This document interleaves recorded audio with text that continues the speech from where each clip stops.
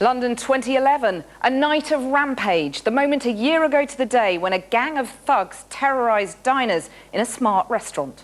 It was, a judge said today, a journey of destruction by a pack of hounds. A mob of 50 youths armed with knives, poles and baseball bats tore through a restaurant in London's swanky Notting Hill, leaving diners clinging to each other in terror and kitchen staff springing to their defence. Today, as she jailed 16 of the thugs for a total of 73 years, the judge lamented the stark contrast with the scenes of sporting excellence in the capital a year on. They raided a casino, forced terrified diners to cower under tables, ransacked an off-licence and pillaged shops. And that was just one episode during last year's riots in just one area of London. Today, 2 gang members were jailed for 9 years, the longest sentence yet imposed for last year's riots, as the court was shown pictures of what a judge called their journey of destruction. There's even evidence that some organised the disorder from the steps of their bail hostel. Here's our Home Affairs correspondent, Simon Israel.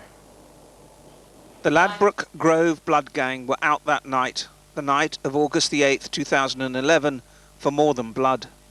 They stormed a casino, terrorised an entire restaurant, smashed their way into an off-licence and beat the manager with a bottle, and much of it mastered by Blackberry from a bail hostel. The ones in the different coloured circles are the ones who today have gone down for a total of 73 years, which includes the longest jail terms to be handed out for taking part in last year's riots. For this was no spontaneous outbreak, this was orchestrated violence, and nowhere did it get more violent than in this corner shop come off-licence. Its manager, Mohammed, tried desperately to shut them out, but failed. And as they ransacked the store, he was clubbed repeatedly over the head with a bottle. When the trouble happened, my boss called me to close the shop and get out of the shop. When I was trying to close the shop and closing the shutter down, the few guys, he mentioned black guys, came and they were, they attacked me and attacked the shop. One of them attacked me with a bottle of wine. This is an area of London where the extremes of wealth are divided by this road. On the one side are sprawling housing estates, and on the other, 5, 6, 7 million pound homes. The violent disorder which took place here exactly a year ago was not spontaneous, but planned. It began with a truce among rival gangs for the sake of rich pickings. The gang moved on to the luxury restaurant, the Ledbury. They were armed with bottles, sticks and knives. And as they burst in, the diners were told to get down on the floor. As they cowered under tables, watches and jewellery were torn from their wrists. A wedding ring was ripped from a woman's finger. Some guests managed to escape to the wine cellar. And eventually, the kitchen staff drove the marauding mob out of the restaurant. When police finally arrived, they were ill-equipped and outnumbered, and so forced to retreat. No one from the Ledbury wanted to talk. No one took up the police's invitation to come to court for today's sentencing of the 16 defendants. All but one of them have previous convictions, with some out on rehabilitation orders.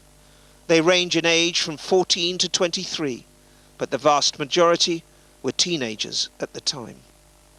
The sentencing of the 16 who took part in last year's riots exactly a year ago has gone on all day. Some laughed and joked in the dock as the judge recounted in detail what she described as their journey of destruction. The journey included an attempt to storm a casino.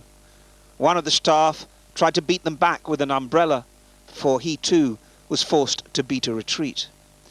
They were described in court as a pack of hounds, controlled to some extent by others on the steps of their bail hostel. They were tagged and so prevented from leaving to join in. So this is where the spoils were dropped off, and notice the one in the red cap. Snitching fam, it's like they living on a big farm. Find me down in LADBROOKE Grove because that's where I live, blood. For this was the leader of the LADBROOKE Grove Blood Gang, Caelan Hines, who recorded this rap video just days before the riots. It was the red cap that gave him away that night and led to his 9-year sentence today, the longest prison term handed down to last year's rioters. Definitely was involved 3 gangs in the North London area. We can show through the social messaging, BBM messaging, that they conspired pre-event to get together because they saw the opportunity that police were stretched with other incidents going on throughout London and sought to attack a rich area of London. Add today's 16 convicted to the ever-growing total from the riots. According to the Crown Prosecution Service, over 3,000 have been charged in the last year and nearly 2,500 have been convicted, with almost 400 cases still ongoing. There's obviously still quite a number of people who've yet to be identified, and I think as long as the police are still identifying it, presenting us with the evidence, then we will still prosecute it. So we're seeing up to 10 a week coming in still.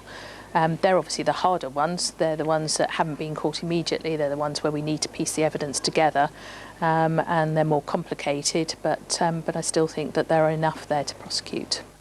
Today's heavy sentences will be seen as enforcing the deterrent to future riots.